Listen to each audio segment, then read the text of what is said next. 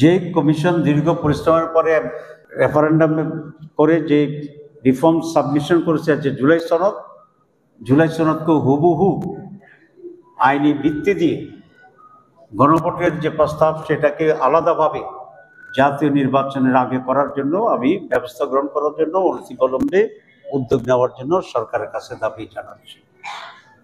আমরা খুবই একটি বিষয়ে আশঙ্কা করছি যে ঐকমত্য কমিশন 28 তারিখে রিফর্মস চার্টার সেটা সাবমিট করেছে।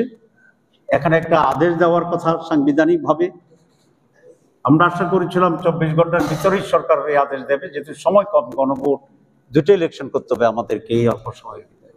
কিন্তু সরকার এটা নিয়ে ডিলে করছে এবং সময় ক্ষেপণ করছে।